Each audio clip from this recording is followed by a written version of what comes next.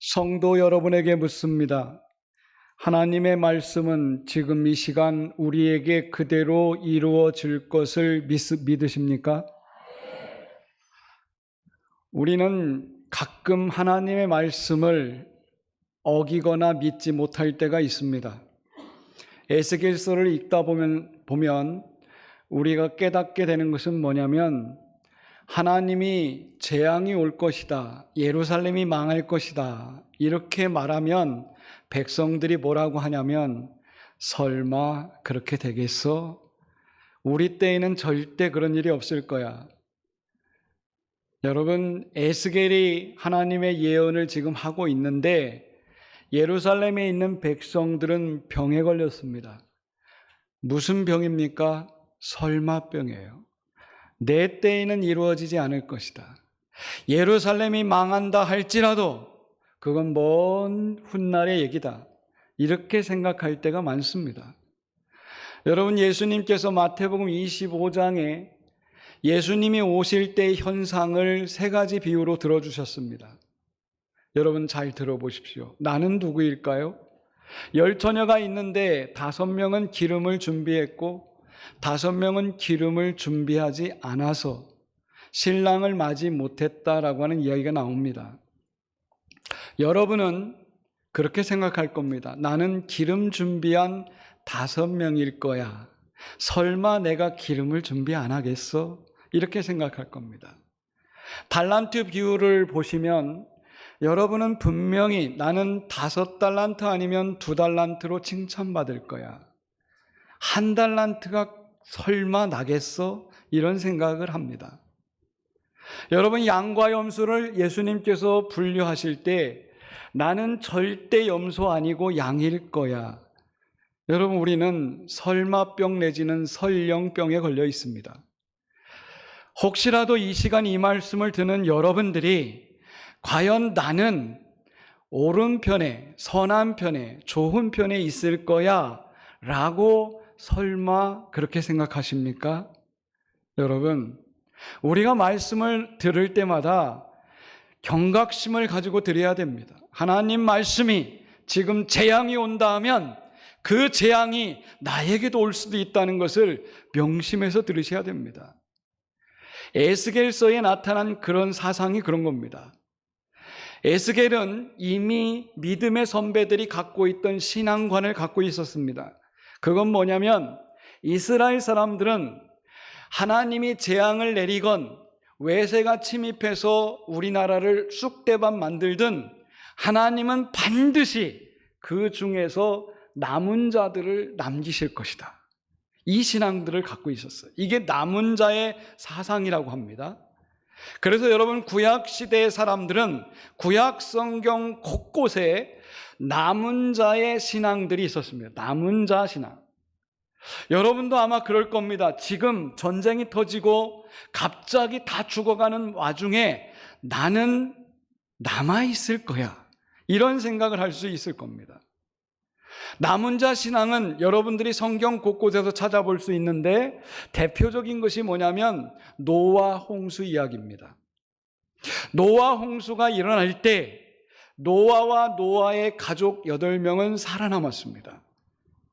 여러분, 하나님이 온 세상을 심판할 때도 거기에는 남은 자가 있었다는 거예요. 소돔과 고모라 사건 아시지요?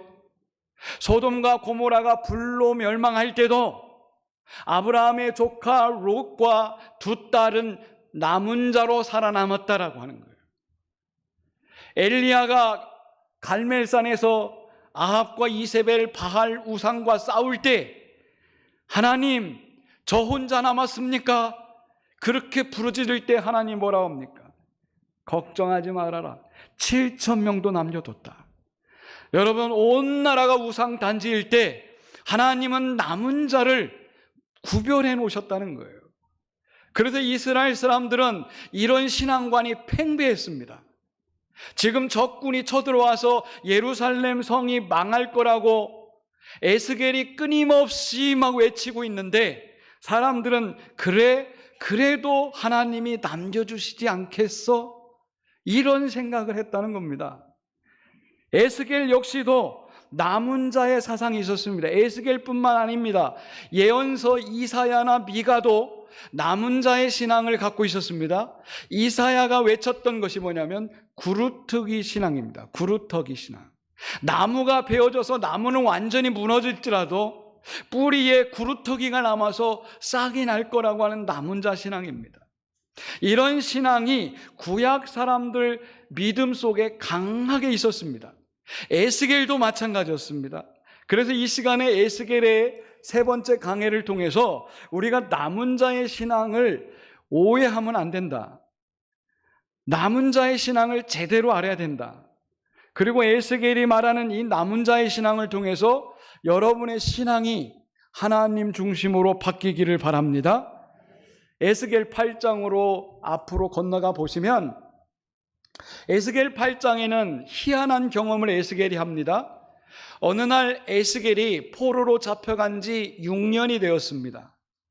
여러분, 6년 후에 하나님이 에스겔에게 희한한 신비로운 체험을 하게 합니다. 갑자기 에스겔이 잡혀간 6년 6월 5일에 하늘에 불같은 형상이 나타났는데 이 하체에는 불이 이렇게 가득하고 상체에는 광채가 뛰어난 쇠를 달군 것처럼 빛나는 형체가 나타나서 에스겔을 그 손으로 머리채를 잡아서 하늘로 번쩍 올립니다. 여러분, 너무 신비로운 체험을 지금 에스겔이 하고 있습니다. 그런데 놀랍게 이 신비로운 영체가 에스겔을 붙잡고 그발 강가에서 1400km나 되는 예루살렘으로 완전 공간 이동을 시킵니다. 이게 어떻게 됐는지 모르겠어요. 타임머신을 타고 갔는지 뭘 타고 갔는지 갑자기 에스겔의 몸이 붕 떠가지고 예루살렘 성으로 휙 와 있는 겁니다. 여러분, 에스겔은 이런 광경을 통해서 두 가지 놀라운 사건을 경험합니다. 첫 번째는 뭐냐면 하나님이 예루살렘 성전에만 계셨다고 생각했는데 어찌하여 그 멀리 떨어진 포로들 속에 하나님이 임재하시는가? 이것 때문에 놀랐어요. 여러분, 우리 하나님은 아니 계신 곳이 없습니다. 하나님은 어디든지 계십니다. 우리 성남재단에도 하나님의 영광이 가득하고요, 여러분 가정에도 일터에도 하나님이 계시는 것을 믿으셔야 됩니다. 에스겔은 깜짝 놀랐어요. 하나님은 성전에만 계시는 줄 알았는데 자기에게 나타나가지고 자기를 들어가지고 예루살렘으로 휙 보내시는 거예요. 두 번째 놀란 것은 사람은 시간과 공간의 제약을 받는데 에스겔이 어쩐 일인지 여러분 갑자기 몸이 예루살렘 성에 가 있는 겁니다. 신비로운 체험 아닙니까? 우리가 영적인 체험을 하다 보면요, 내가 이해할 수 없는 체험을 할 때가 있습니다. 하나님은 그와 같은 능력이 있는 분이신 줄 믿으시기 바랍니다. 그러면서 8장에서 에스겔이 예루살렘 성에 딱 갔더니 난리가 난 겁니다. 6년 만에 찾아간 예루살렘 성전이 어떻게 됐습니까? 북문을 향해서 있는 문 쪽에는 질투를 일으키는 영이 거기 가득한 겁니다. 우상이 거기 모셔 있는 거예요. 에스겔이 예루살렘 성과 성전을 다 둘러보는데 여러분, 벽면마다 막 우상 단지가 다 그려 있는 겁니다. 막 이상한 성화들이 다 그려 있는 거예요.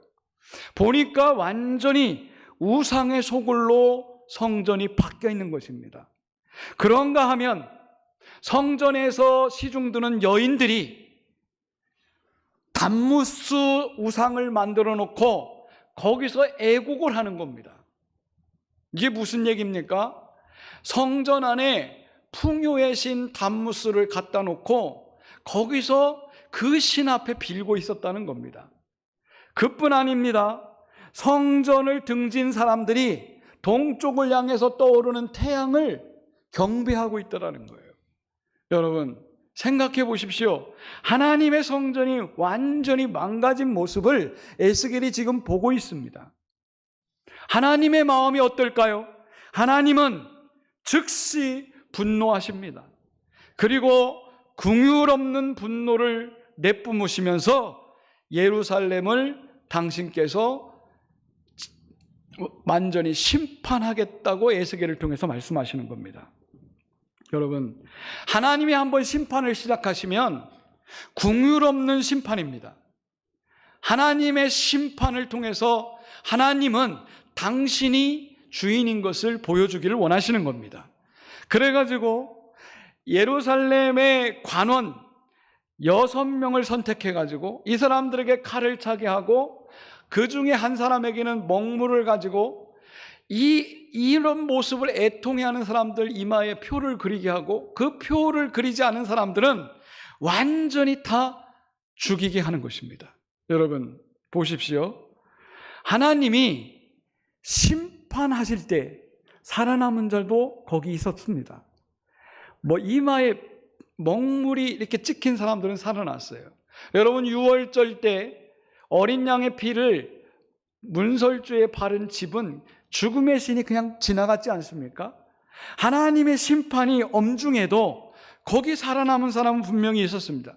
그러나 하나님은 예루살렘 성에 더 이상 머물기를 원치 않으시고 예루살렘 성전을 하나님이 떠나간다는 것이 10장에 나옵니다. 여러분 하나님이 어떻게 떠나십니까?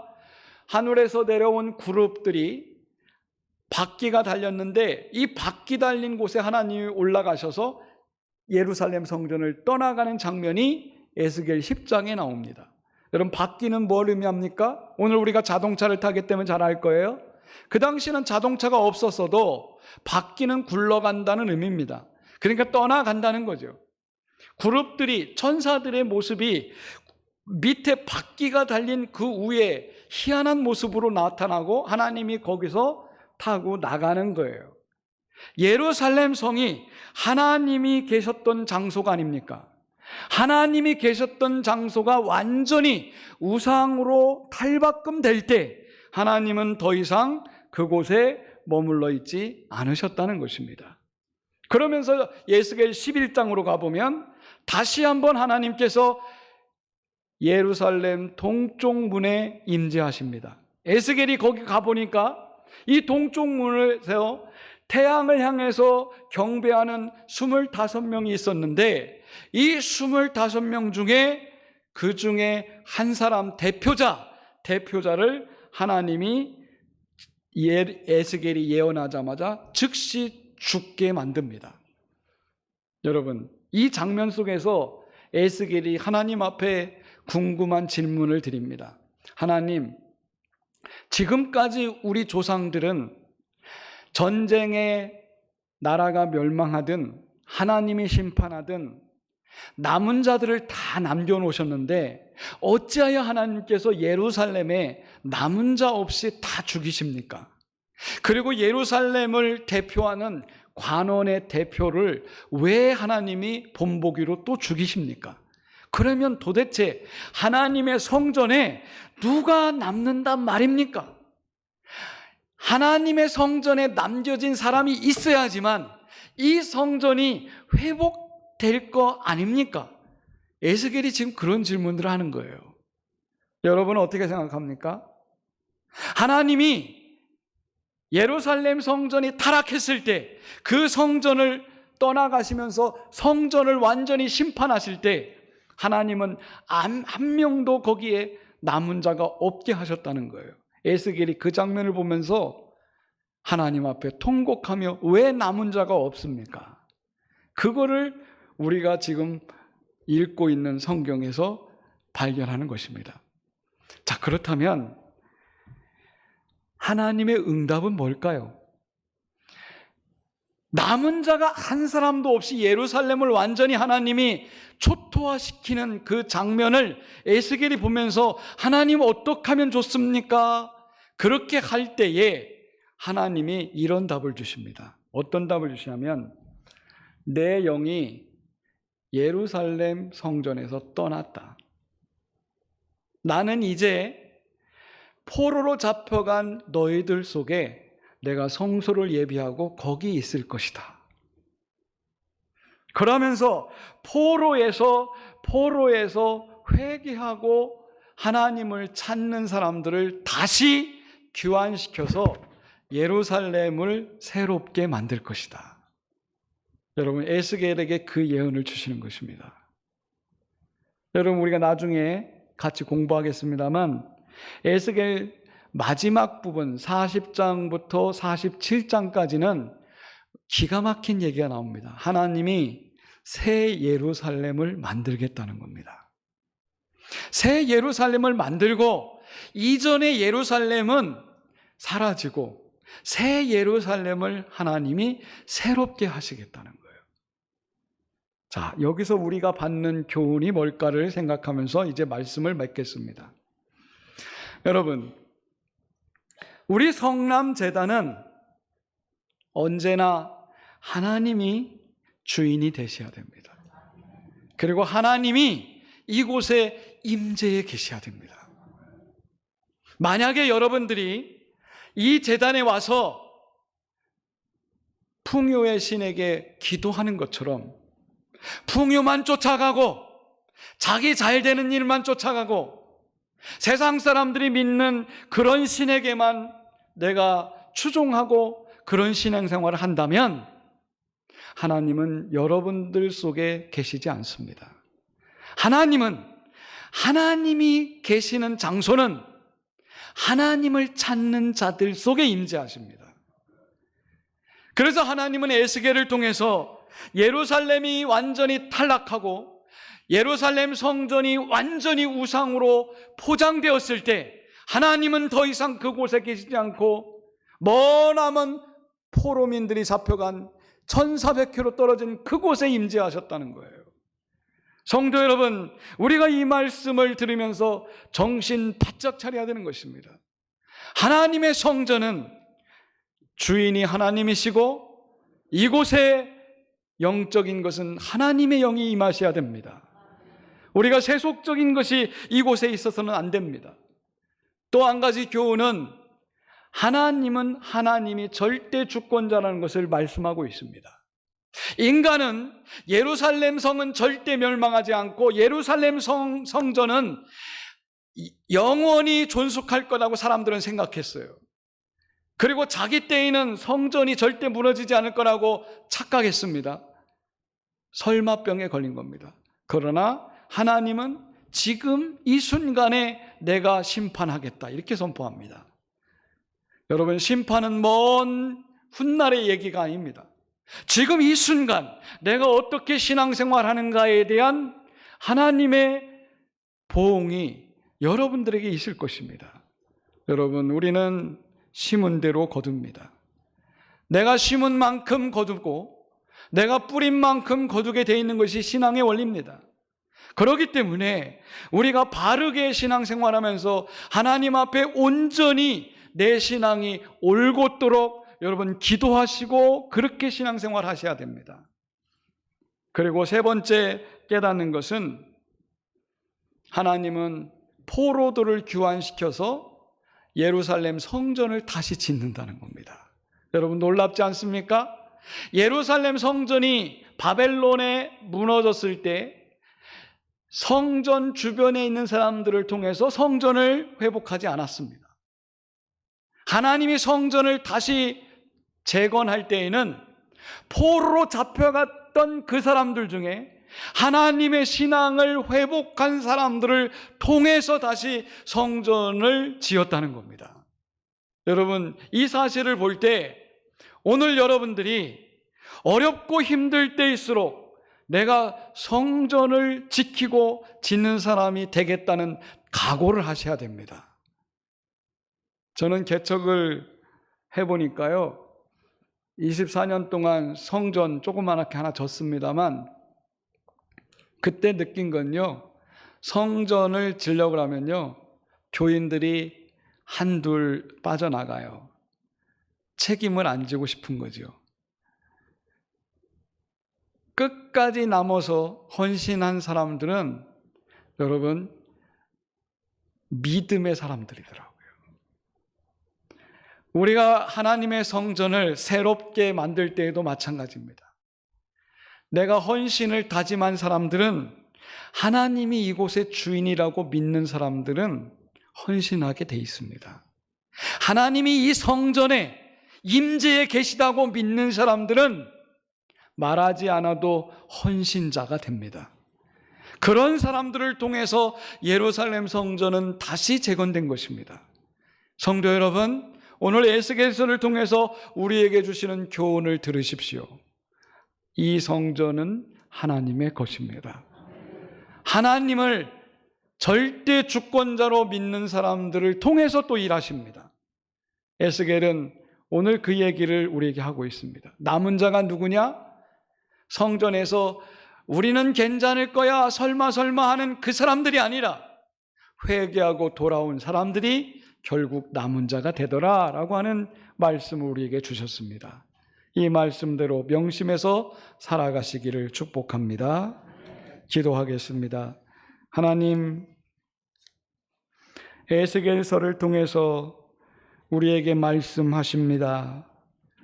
우리는 과연 남은 자인지, 행여 설마병에 걸려서 나는 아닐 거야, 나는 심판받지 않을 거야, 나에게는 재앙이 안 올 거야 라고 자기 주문으로 믿고 있지는 않은지 우리 자신을 살피게 하여 주시옵소서. 예수님의 이름으로 기도드립니다. 아멘. 541장 새 찬송 함께 하시겠습니다.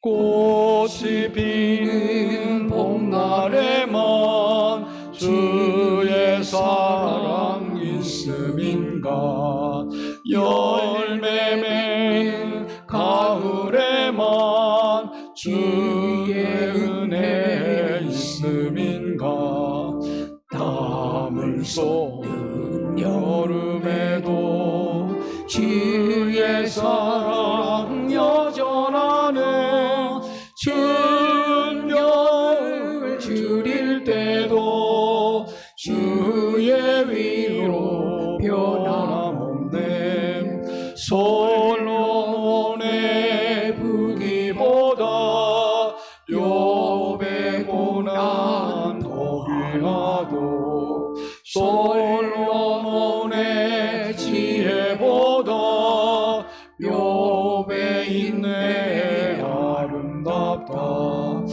이 세상의 부귀영화 마귀 유혹 선지다나 고생 중에 인내하면 최우승이 이루리라. 세상 권력 등에 업고 믿는 자를 핍박하는 어리석은 사람들아, 회개하고 돌아오라. 우상의 힘 얼마가며 인간의 힘 얼마가나, 하나님의 심판날에 견디지를 못하리라. 저 천국을 바라보니 이 세상은 나그네기, 조금의 피하라며 나의 갈 길 막지 마라.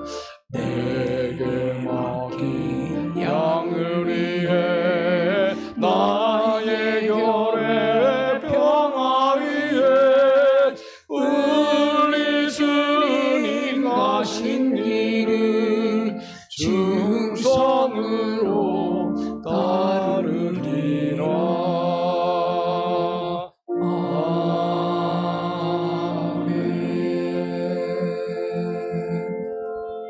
담임 목사님께서 교회 소식 전하겠습니다.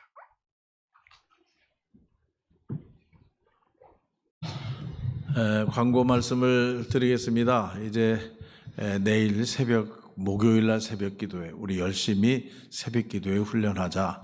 새벽 기도회 안 나오시는 분들도 목요일 날은 좀 한번 가보자 이렇게 좀 마음을 먹어보세요.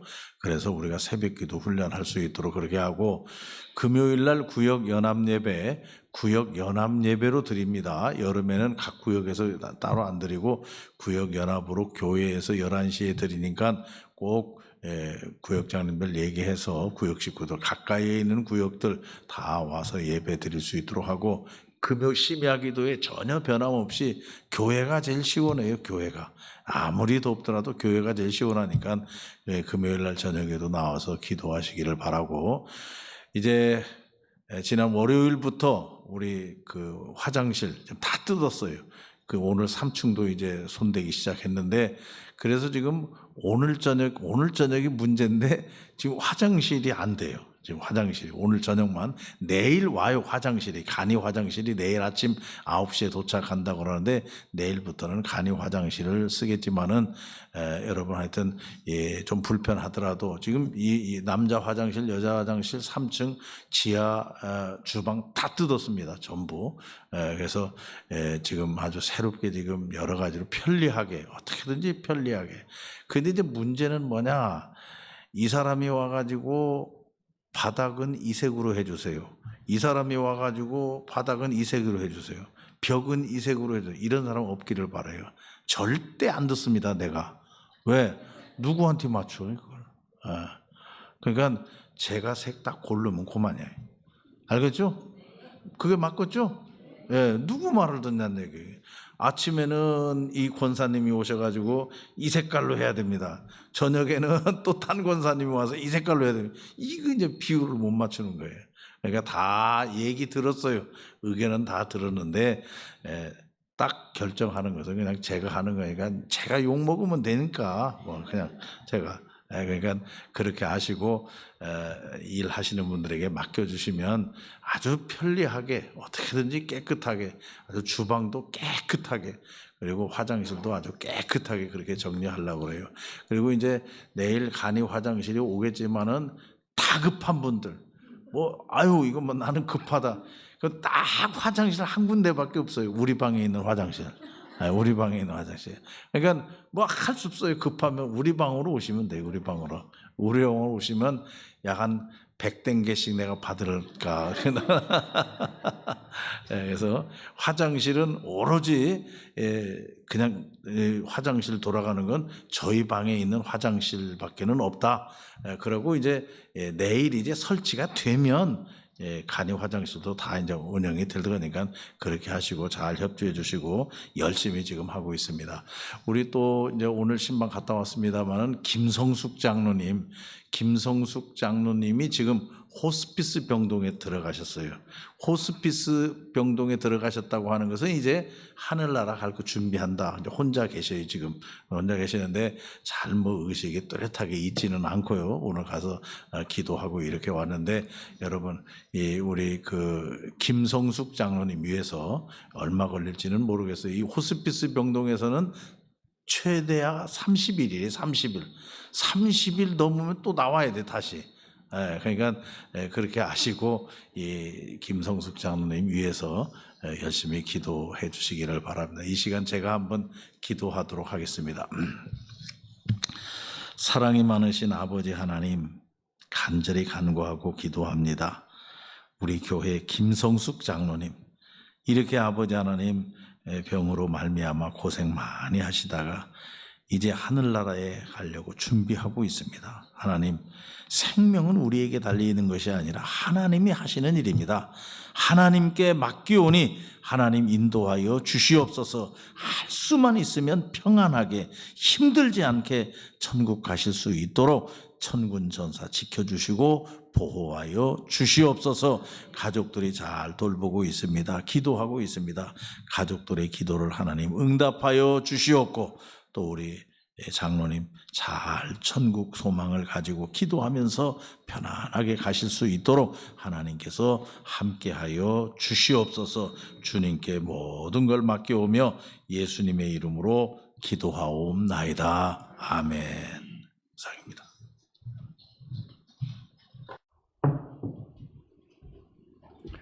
우리 다 같이 기립하시겠습니다. 모든 열방 주 볼 때까지 찬양하고 후에 주기도 하시겠습니다.